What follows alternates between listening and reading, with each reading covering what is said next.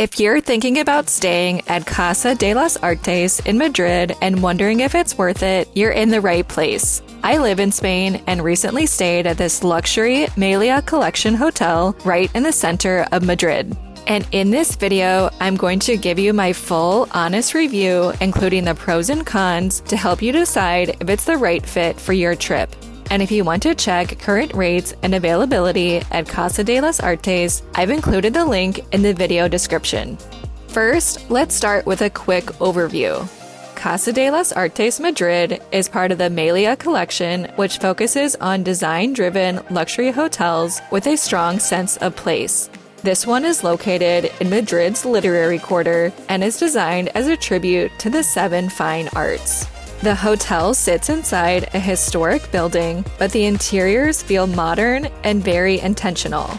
Art, literature, film, and architecture are woven into almost every space, from the rooms to the library, and even a small cinema inside the hotel.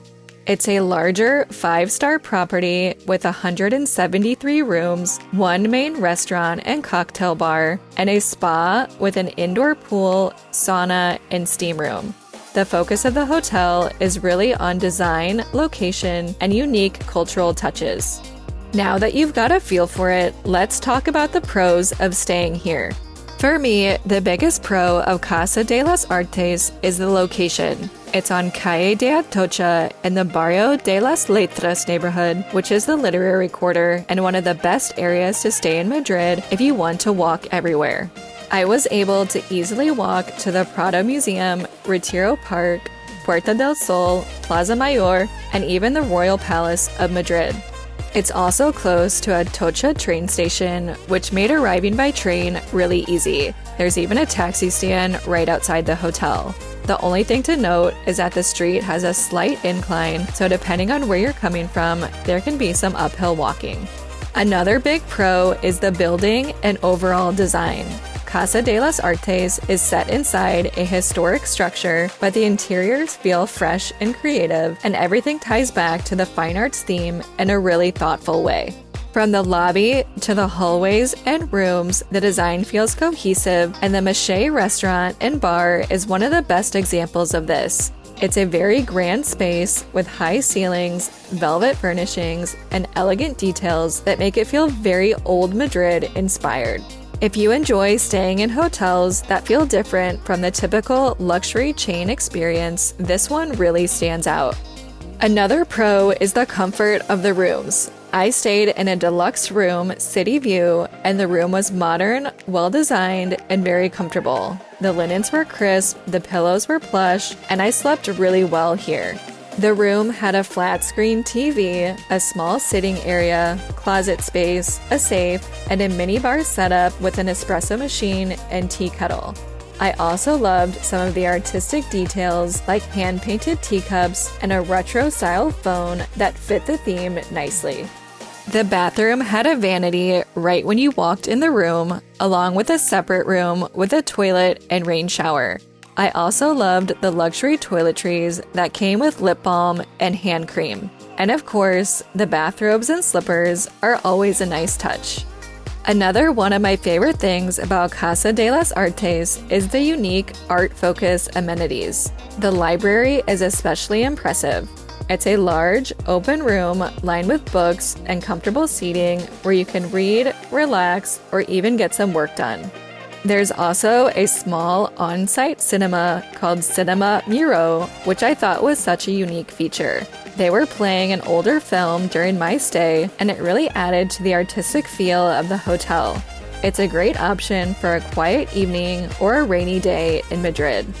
Another pro of Casa de las Artes is having a spa on site. The spa includes a long indoor pool, lounge beds, a sauna, and a steam room. It's nice to have these facilities available, especially after a long day of sightseeing.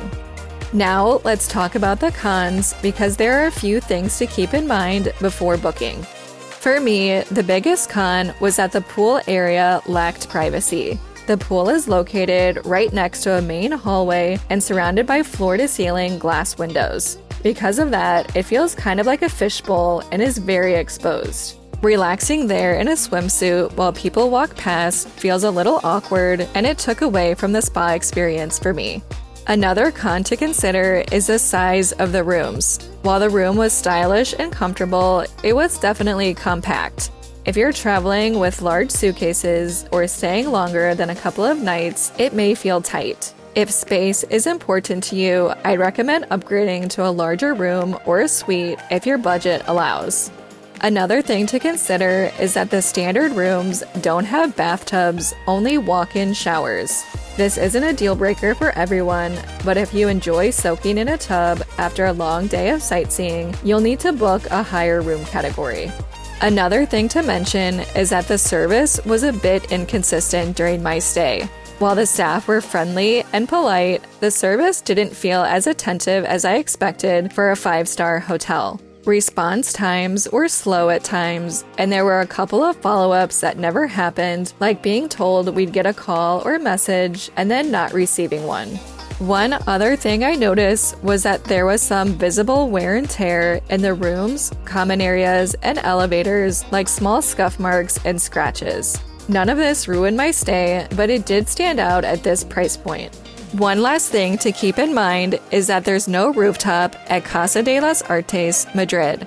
A lot of other hotels in Madrid have rooftops, which is a nice perk to have on site, especially in the warmer months. But the hotel does offer other amenities like the spa, library, and cinema to make up for it, and you could always go to a rooftop nearby. So, is Casa de las Artes Madrid worth it? For me, I think it is, as long as you know what you're booking. This hotel is best suited for travelers who love art and design and want a central, walkable base for exploring Madrid. The location is excellent, the rooms are comfortable, and the library and cinema are features you don't see at many hotels. That said, the small rooms, exposed pool, and service inconsistencies kept it from feeling like a flawless luxury stay. If you plan to spend most of your time out exploring the city and want a stylish hotel to come back to at night, I think it's a solid choice. If you want to check current rates at Casa de las Artes, don't forget to check the video description below. Thanks so much for watching, and if you found this video helpful, please give it a thumbs up and subscribe to my channel for more Spain travel tips and reviews.